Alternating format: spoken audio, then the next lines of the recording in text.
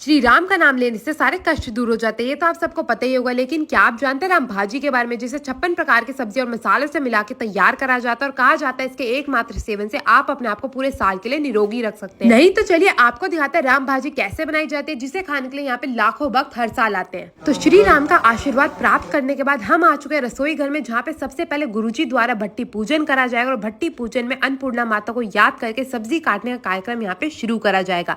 तो सबसे पहले यहाँ पे कद्दू आ चुका है, जिसे अच्छी तरह से साफ करके इसके सारे बीजों को अलग करके बिल्कुल बारीक बारीक काट के तैयार कर लिया जाएगा। दूसरी ओर यहाँ पे आलूओं को मशीन द्वारा काट के तैयार करा जा रहा है। मैं आपको बता दूं, सबसे पहले यहाँ पे सब्जियों को काटा जाता है, उसके बाद सब्जियों की धुलाई करी जाती है। तो यहाँ पे आलू भी हमारे बिल्कुल बारीक बारीक कट के तैयार चुके, इसमें पानी डाल के इसे छोड़ दिया जाएगा थोड़ी देर के लिए। दूसरी ओर हमारी प्यारी सी आंटी जी लगी हुई है दोनों की दोनों यहाँ पे मेथी काटने में, तो मेथी को भी बिल्कुल बारीक काट के तैयार कर लिया जाएगा। यहाँ पे हमारी दीदी जी आ चुके पालक काटने के लिए, तो पालक को भी बिल्कुल बारीक काट के तैयार कर लेंगे। और अब बारी आ गई पत्ता गोभी की, तो पत्ता गोभी को भी अच्छे से काट के तैयार करा जाएगा और इसे बारीक करने के लिए इसे डाला जाएगा मशीन के अंदर। मशीन से पत्ता गोभी भी कट के तैयार चुके। बारी आती है मूली की, तो मूली को भी मशीन द्वारा बिल्कुल बारीक काट के तैयार कर लिया जाएगा। साथ ही साथ यहाँ पे आ गई बारी फूल गोभी की, तो फूल गोभी को भी पहले मोटा मोटा काटा जाएगा और उसके बाद ये फूल गोभी जाएगी मशीन में बिल्कुल बारीक होने के लिए। साथ ही साथ यहाँ पे अब घिया की बारी आ चुकी है, तो घिया को भी मोटा मोटा काट के तैयार कर लेंगे। और यहाँ पे जो हमारी घिया तैयार हुई है ना, ये जाएगी मशीन में बिल्कुल बारीक होने के लिए, ताकि आप जब भी राम भाजी का स्वाद चखे तो आपके मुंह में हर सब्जी बिल्कुल अच्छे से घुल सके और आप इसका आनंद उठा सके। साथ में यहाँ पे बारी आ गई तोरी की, तो तोरी को भी बिल्कुल बारीक काट के तैयार कर लिया गया। उसके बाद बारी आ जाती है गाजरों की, तो गाजरों को भी बिल्कुल बारीक काटा जा रहा है, साथ में सेम की फलियों को काटा जा रहा है। उसके बाद बारी आ गई शिमला मिर्च की, तो सारी सब्जियों को बिल्कुल बारीक काट के तैयार कर लिया जाएगा और बैंगन को तो सीधा का सीधा मशीन में डाल के बिल्कुल बारीक काट के तैयार कर लेंगे। अब एक और से हमारी सारी सब्जियां कट चुकी है और दूसरी ओर से यहाँ पे बिल्कुल बड़ी सी कढ़ाई लाई गई है, जिसे 4 आदमी उठा के ला रहे हैं। इसे रखा जाएगा भट्टी पे, बिल्कुल अच्छे से धो के कढ़ाई का यहाँ पे इस्तेमाल करा जा रहा है। इसी प्रकार एक एक करके 5 कढ़ाइयों को भट्टी के ऊपर चढ़ा दिया जाएगा और तेल डालने का कार्यक्रम शुरू करा जाएगा। नीचे की ओर से इसमें लकड़ियां डाली जा रही है, एक और से हमारे भैया जी लगे हुए इसमें तेल डालने में। तो तेल डालने के साथ साथ यहाँ पे मसाले तैयार करे जा रहे हैं, जिसके लिए सबसे पहले आ गया जीरा, तो यहाँ पे शाही जीरा लिया गया सबसे पहले ढेर सारा। साथ में आ गई है राई के दाने। राई के बाद बारी आ जाती है इसमें लौंग की, तो इसमें ढेर सारी लौंग भी डाल दी गई है पतीले के अंदर।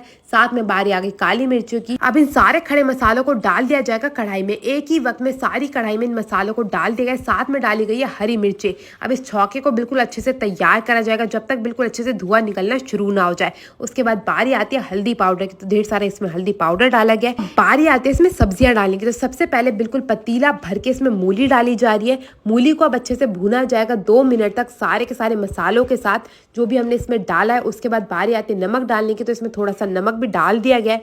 साथ ही साथ इसमें डाला जाएगा थोड़ा सा पानी।